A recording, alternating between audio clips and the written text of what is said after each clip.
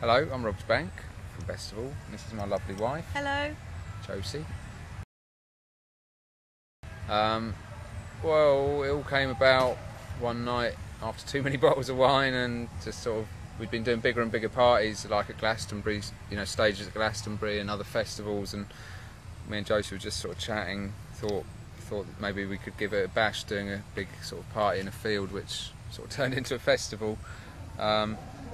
Got together with some partners who had the money and the kind of sponsorship angles, and somehow we found ourselves kind of 6-8 months later in the field, welcoming the first people onto the site, and it happened very quickly, and that was 4 years ago, and here we are now, sort of 25,000 people later, and yeah, it's all just been a bit of a wild ride, hasn't it?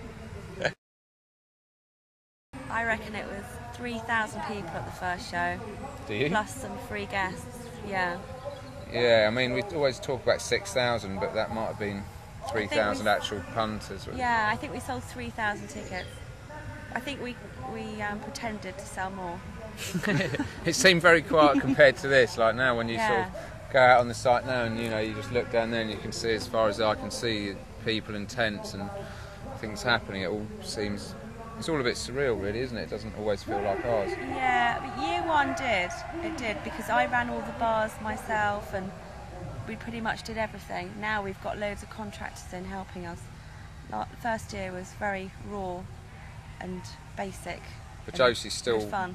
I mean, she's still kind of, has carpenters, plumbers, electricians on her phone, radio, every 5 minutes. Josie Wedge, totally hands-on. I'm totally hands-on with the music and the stages and sound and lights, and Josie's just creating the whole thing. So it's very hands-on. It's not like someone else just does it all. I like the praise, Rob. She only gets praise when we do TV. Well, it's quite a hard question, because this is a great size, but to produce new ideas every year and book bigger acts, you need to sell more tickets. So it's a bit of, we need to think about it, don't we? Yeah, I just forgot that we were supposed to say the questions in the answers, weren't we? So if you're watching this and it's all a bit confusing, you don't know what we're talking about. Have we not been saying them? No, neither have I. So I think having a lot of fun and dressing up sets Bestival apart. Yeah. For me, and just a really gorgeous site that's overly dressed and beautiful. Yeah, I mean, Josie. I don't think you get that at other shows as much as you do here. No. Yeah, I mean, her and her team spend months, planning all the different stuff that's going to go in there, from the flags to the bunting to the, things around the bars to make them look pretty, and everything, toilets, everything is tried to make it look good and different, and it's a different world. It's pretty psychedelic. Don't really relax, no. No, I mean, we've just had a little staff party for all Josie's crew that have worked so hard, and our mums and dads are there, our little boy, and I just can't sit still. The radio's going. I've got 2 or 3 artists that are pulling out, and people not turning up, hotel rooms not booked for the Beastie Boys who are playing tomorrow, and they've sent us the wrong dates, and it's just it's just endless things coming up, people texting you, like, long lost friends going, I'm at the front gate, can you help me? And it's just like, no. The theme this year is pirates and wenches, kings, queens, lizards, bears. It's fairly far out. Robbie wrote a poem, actually, which contains the characters. There's a lot of aquatic animals already turned up on site. Yeah, there was a big fish. There's a brilliant big fish on a lead. Yeah, already. And stilt walkers here already. They're going to be a bit uncomfortable, aren't they? Yeah. By Sunday.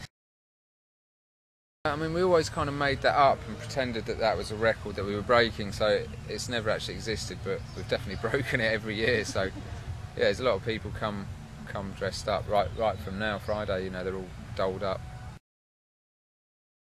I got asked this yesterday, and I said C6 Steve, who I've been banging on about for a long time, playing him on the radio a lot, supporting him, and I've just come out of half an hour in his van up the top of the site.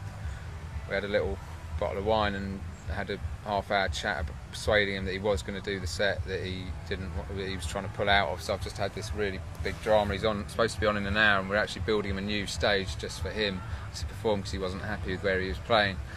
So that's, I mean, you know, it's not a big drama in terms of real life, but it's kind of, I've got a headache. Yes, but who are you looking forward to seeing? Seasick Steve. Oh, right. That's all I can think about at the moment. It's just I want to get through the next 2 hours. No, Chemical Brothers tonight, you know, Beasties tomorrow, obviously, Dan Le Sac versus Scroobius Pip, Kate Nash, Emmy the Great, Gregory Isaacs, Horace Andy, Francois Kevorkian. You know, I could go on forever. Yeah, I mean, yeah, we've you know, it's our festival, so we can, yeah, do whatever we want. And yeah, I mean, I run away with it, and I'm a bit selfish, and I book a lot of acts, and probably too many acts, and yeah, I booked 360 this year, so it's a lot of people, a lot of things to organise.